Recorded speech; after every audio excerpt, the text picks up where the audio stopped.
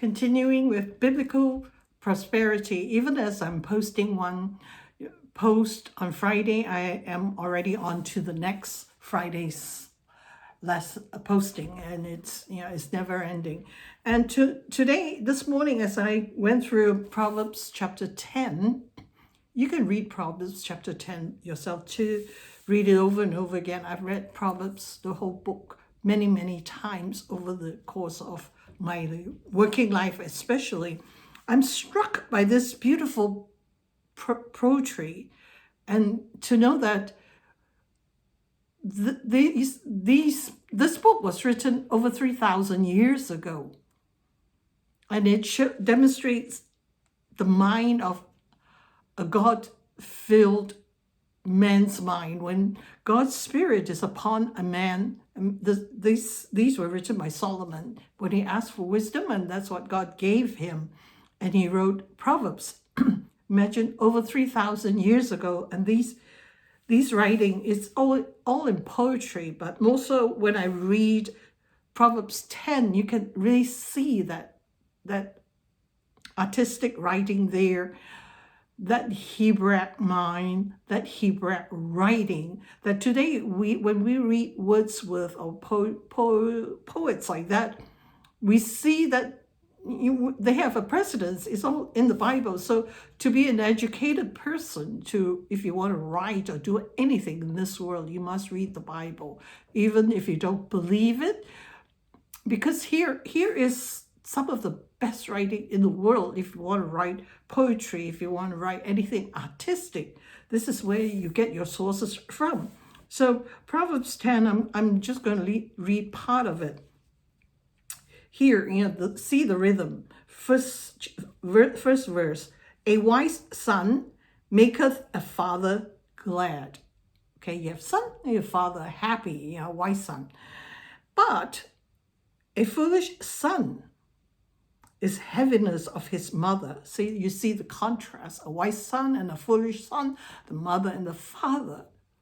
Is it amazing? And then verse 2, treasures of wickedness profit nothing, but righteousness delivereth from death. So wickedness, righteousness is contrasted there.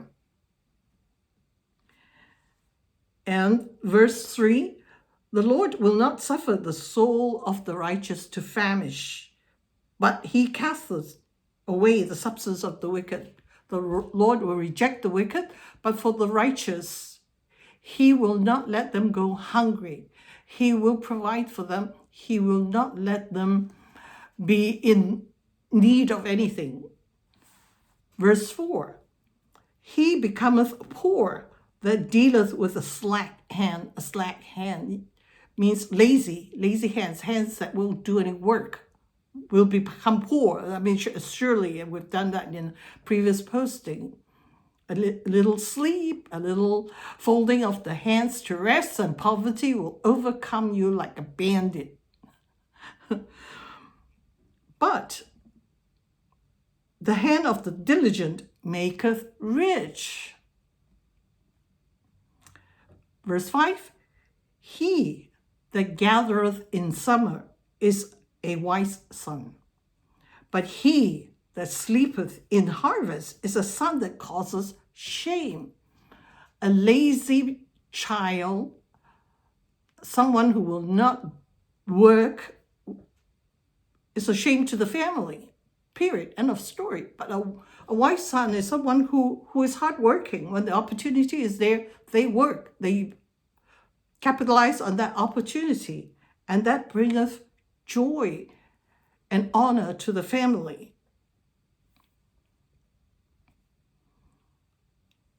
And it goes on and on and on, contrasting good and evil, the outcome of good, the outcome of evil. And I'm always reminded of chapter in Deuteronomy 28 and 29, where it says, God says, it's always a choice. Choose on my right hand obedience and blessings, and on my left hand disobedience and curses. And that's it. See, the choice is clear. God has embedded into everything his blessings. So if you choose that, you will be blessed. It's as simple as that. Let's put it this way. And then verse 22, the blessing of the Lord, it maketh rich, and he addeth no sorrow to it. And like I said, it's so simple. Choose God, choose obedience, and therefore blessings, because he's embedded wisdom into every action in this world, everything on this earth. He is the maker. And if you choose that and walk along those paths, that's big blessing. So even if you undergo calamity, yet he will see you through it. He will not let his righteous go hungry.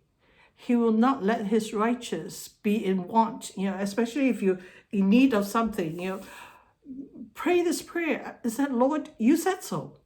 And I hold you responsible for making this true in my life. I've often prayed this way too. It's like, hey, you said so. If you didn't mean it, you wouldn't say so. So I hold you responsible, and I stand on your promise that you will not let me go hungry. You will not let me be in want, that whatever I need in this life to prosper and to serve you, you will provide. It's all in here, and we trust in it. So the thing is, you don't know it because you don't read it. Once you've read it, be hungry for these pearls. It's for you.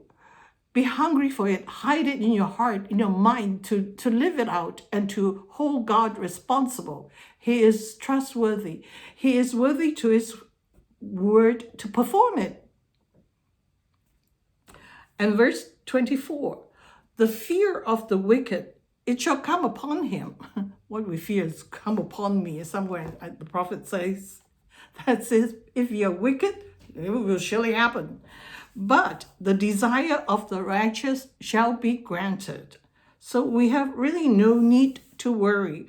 The only thing we worry is because we do not know God. We do not know what's in his word for us, for you, for me, to live this life in a successful way in order to serve him. And verse 27, the fear of the Lord prolongeth days, but the years of the wicked shall be shortened. So definitely, it's not just health. That means you have long life. Health, we need health to be able to work too.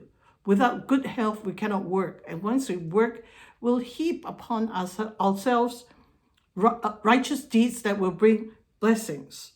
So I encourage you to read Proverbs 10 and read the whole chapter, whole book, and hide it. Read it over and over again. Yes, hide. There's some verses that are more meaningful to some people. So use that. Hang on to it.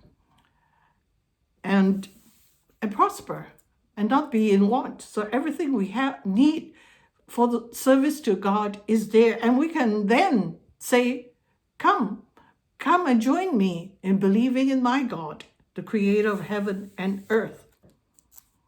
And rejoice and be glad.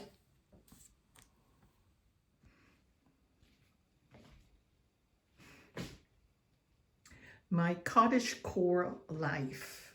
I didn't know that I've been creating this life all this time. I know. Now they put a name on it, but I've been living this life forever.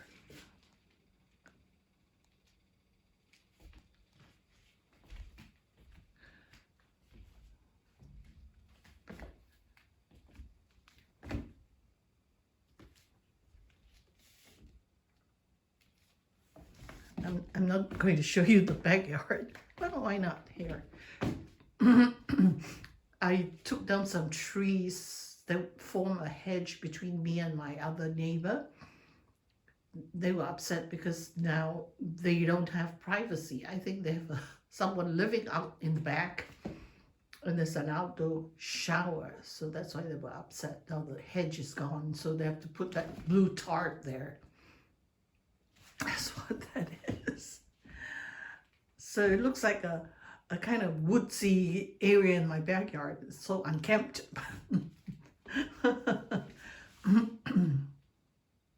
This is where I work every morning. You know, the tripod is set up there so that I just stick the iPhone in that little gadget. And that's my mood board. Pictures of places I've been that still inspires me.